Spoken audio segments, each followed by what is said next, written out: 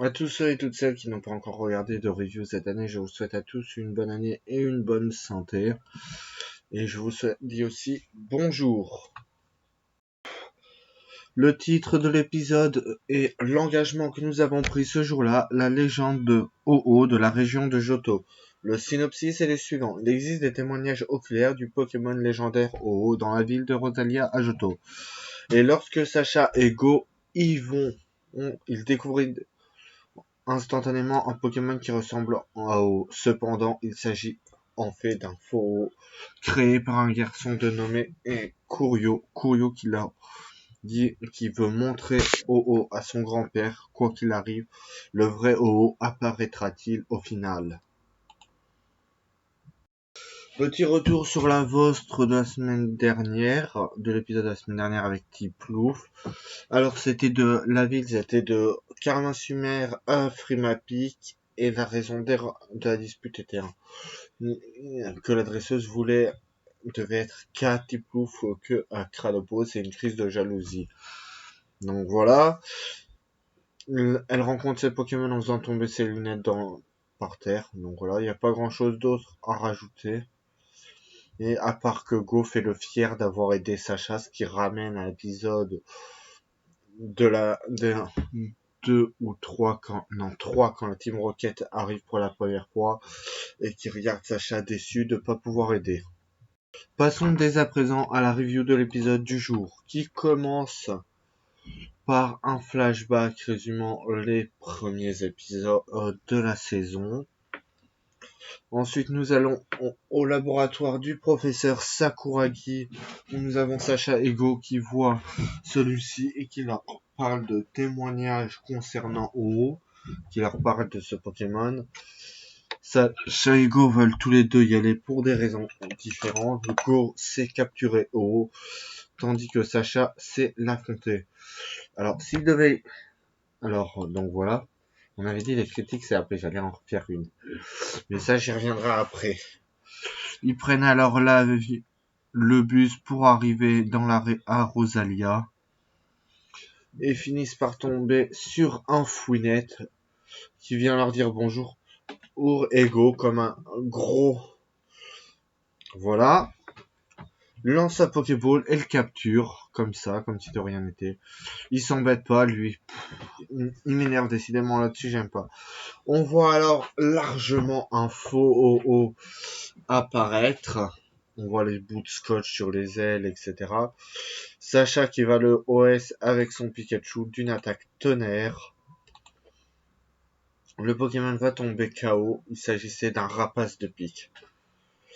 C'est un clin d'œil à la théorie de rapace de pique égalerait OO. Si vous voyez ce que je veux dire. Mais bref.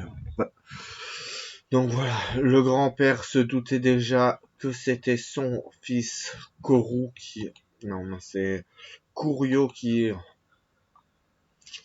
faisait ça avec Oro.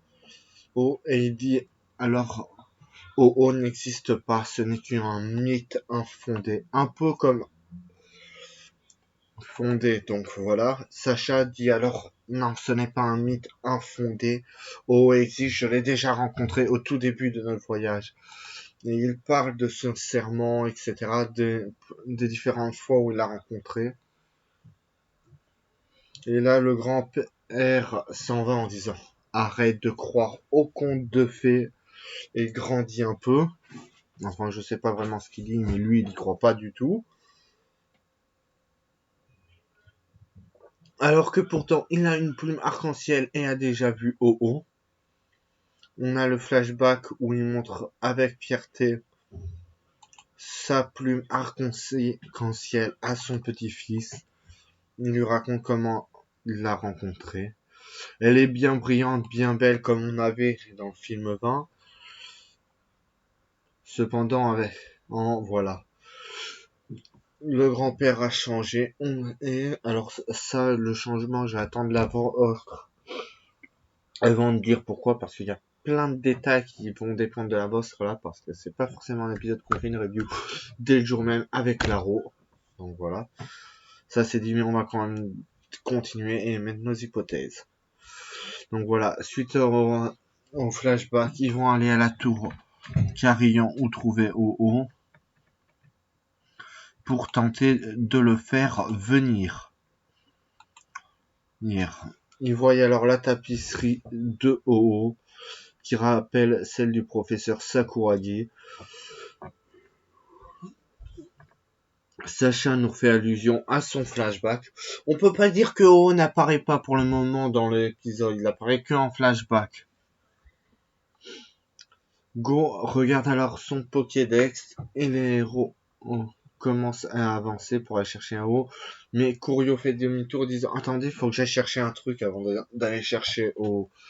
Alors je pense que là on nous fait une allusion à la légende de la plume arc-en-ciel qui peut invoquer Ho, parallèle aux jeux vidéo. Il est allé chercher son grand-père et un hérisson qui l'a ramené. Le grand-père finit par accepter de les suivre. Il monte les escaliers. C'est alors qu'il tombe sur un feu forêt et un cerf-pouce qui vont se moquer d'eux pendant quelques minutes avec des illusions. La première illusion est un escalier collant qui bloque, ce qui va faire tomber tout le monde en arrière. Et bah oui, ils sont sympas, eux, ils s'embêtent pas. Puis après la seconde illusion, c'est une énorme falaise où il monte, il parcourt alors le désert. T'as Go qui veut chercher, utiliser son Pokédex.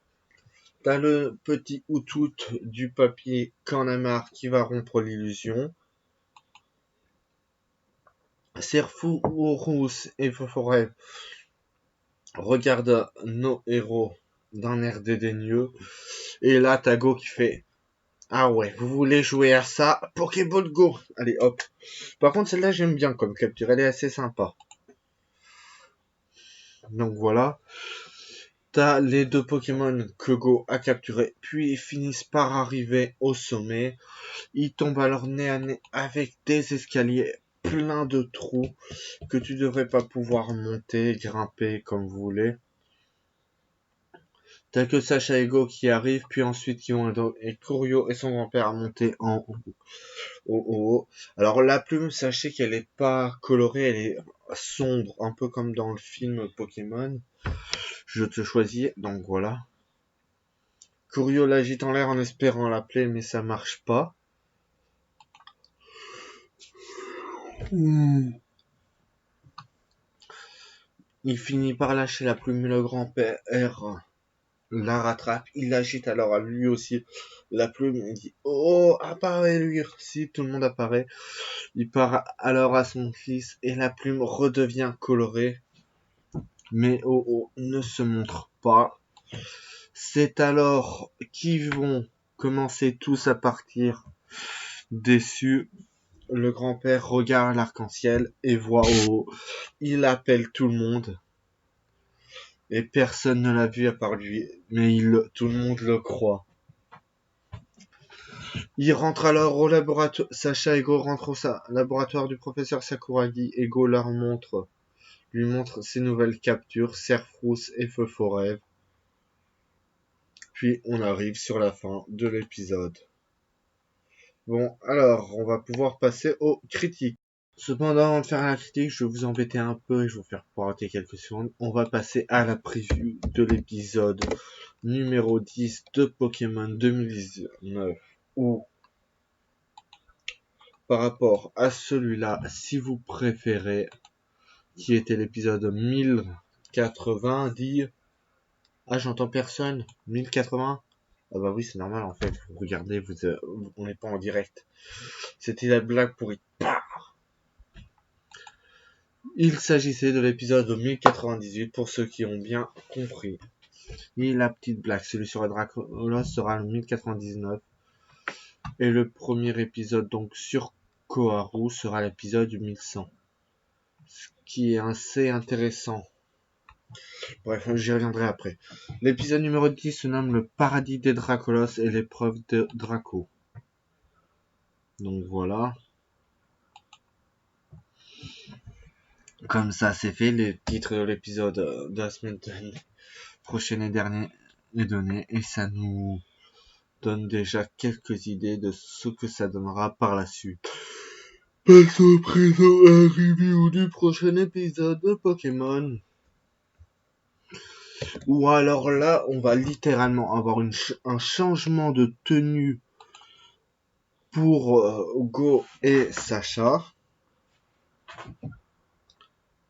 Ah. Et oui, la Go va passer au rouge.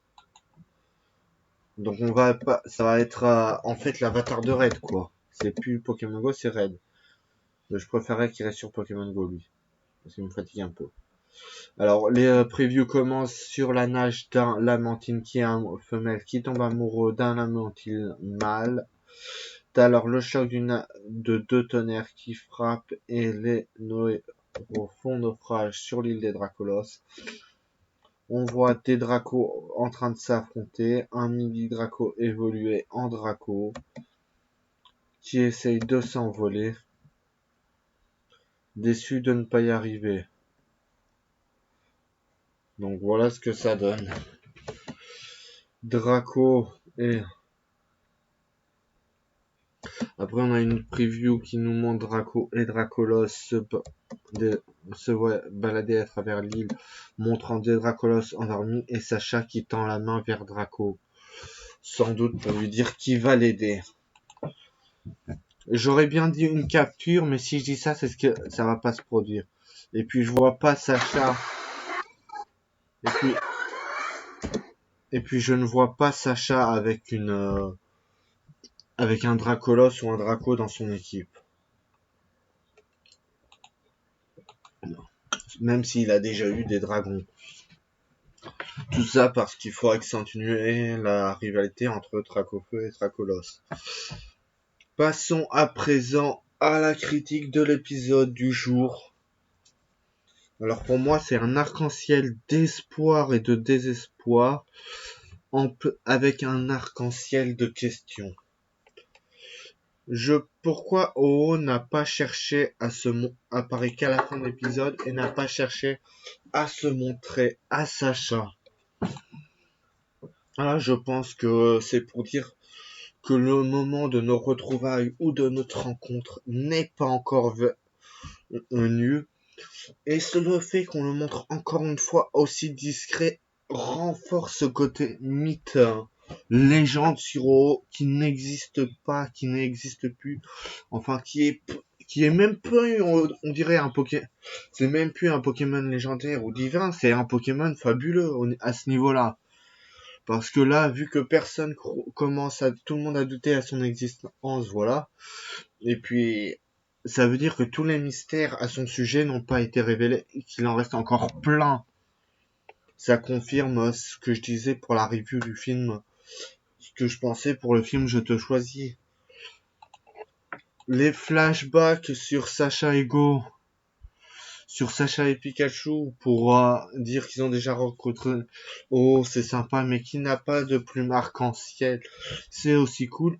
Mais pourquoi montrer une différence entre Sacha qui a vu O sans avoir la plume arc-en-ciel et le papy de Kurio qui a lui eu une plume arc-en-ciel? C'est la question que je me pose en voyant cet épisode. Pourquoi? Quelle est la différence?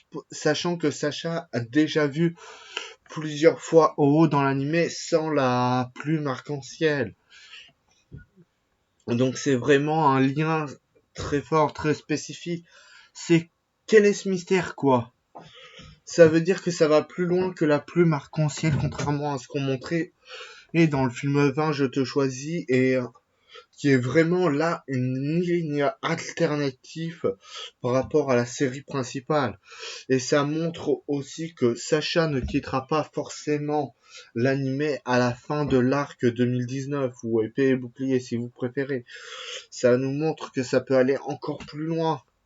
Le lien entre O et Sacha dans cet épisode est à la fois très renforcé, mais reste quand même fragile, j'ai envie de dire. Enfin bon, on ne renie pas tout ce que nous avions appris dans les saisons 1, dans les premières saisons où on disait que O avait mis fin à des guerres, etc. et qu'il reviendra quand le cœur des hommes et des Pokémon battront à l'unisson. Ça aussi, c'est important. On a plein de petits détails, même symboliques, qui sont montrés, qui sont mis en avant, etc. Le fait qu'on voit aussi Pierre et Ondine dans l'épisode montre que le côté du Pokégroup aura lui aussi son importance, qui n'est pas oublié, qui n'est pas omis. Il y a plein de choses qui sont importantes. Le lien entre Go et Sacha te donne l'impression de le surveiller. Et pour voir comment il évoluera, quelles sont les choses qui vont se développer, ne se développeront pas. Quels quel mystère encore nous cache ce Pokémon légendaire, iconique de la seconde génération, voire un des Pokémon ambassadeurs de toute la série. C'est encore des questions qui sont là mais qui restent cachées. Cet épisode fait preuve vraiment d'une belle beauté. On voit que le grand-père est assez vieux, qu'il a renoncé à voir haut, même s'il a la plume arc-en-ciel, et son hôte qui doit être aussi vieux que lui. Donc voilà, c'est vraiment important, ça aussi, de montrer que quel que soit l'âge de la personne, on peut toujours croire à des choses. Ce côté-là, cet épisode est vraiment très beau. Il y a des trucs que là, je pourrais encore dire encore et encore, mais je me sens obligé d'attendre la version originale, sous-titrée française ou la version française pour vraiment compléter ce qui est dit ou ce qui est vu. Certains qui sont sans doute... Je vous conseille cependant de aussi regarder les autres personnes qui font les reviews, parce que comme vous savez, moi je fais par rapport là à l'épisode direct à la roue, les impressions, etc. Je raconte ce que je pense avoir compris et je me trompe pas. Donc voilà. Cet épisode est vraiment splendide. Le fait que renoncer, par exemple, à croire, à espérer, à vouloir assombrir la plume arc-en-ciel a quand même elle aussi son importance. Le fait qu'à la fin il recommence à y croire, qu'il la remet en plume, voilà, ça remet plein de trucs. On pourrait classer du coup ceux qui ont un lien avec O en deux catégories, j'ai envie de dire. La catégorie des gens qui sont comme Sacha, qui le rencontrent plusieurs fois, etc. et qui ont... Mais voilà, ça, on pourrait pas vraiment mettre un nom à cette catégorie, sauf plus tard, vu que... Voilà, quand ils se seront rencontrés, très vraiment, c'est là qu'on aura toutes les réponses, parce que là, on n'a pas de réponse. On sait que Sacha est encore plus exceptionnel que ceux qui ont une plume arc-en-ciel. C'est vraiment important de se dire ça, de bien regarder l'épisode. Les illusions de Serfrousse et Forêt ne sont pas placés là aussi dans l'épisode par coïncidence, mais on peut dire qu'ils sont là pour tester les cœurs de nos personnages principaux dans cet épisode, et peut nous permettre de développer Go. On dirait qu'il semble que lui se rapproche vraiment de Pokémon Go, lui. C'est clair, c'est net, c'est précis, maintenant c'est sûr. Il pense qu'il a capturé, donc il se rapproche de Pokémon Go. Koharu, on va encore attendre un peu, mais je pense que elle représente plus les différents spin-offs de Pokémon, comme Pokémon Donjon Mystère, Pokémon Ranger, etc. On peut aussi mettre Pokémon Shuffle, Pokémon Master. Enfin bref, on verra bien. Tandis que Sacha, lui, représente vraiment les jeux principaux. Le professeur Sakuragi, lui, pourrait en quelque sorte d'une certaine manière représenter le manga à sa manière. Donc voilà, il y a plein de trucs que l'on peut penser après cette... Et déjà sur le groupe. Après, il faut attendre de voir comment ça va être développé. Le fait que le grand-père soit le seul à voir haut et que même Sacha ne le voit pas, c'est quand même... Alors ça, j'en suis pas sûr, mais je pense que si. Même Sacha ne le voit pas, c'est quand même phénoménal, incroyable, époustouflant. Non, parce que ça veut à la fois dire que Sacha, on a encore pour un long moment dans l'animé, tout en ayant pas beaucoup. Est-ce que Oro aura une espèce de rôle à la Tokoriko dans Soleil et Lune, ou est-ce qu'il aura le rôle du mystère?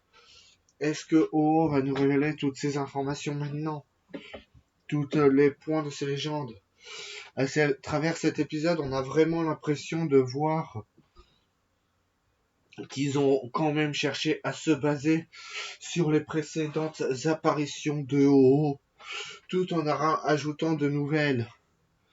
Cet épisode est vraiment à la fois magique, mais reste quand même avec quelques déceptions. Bon. Et pour moi, la déception principale, c'est le fait que Sacha ne semble pas voir Oro.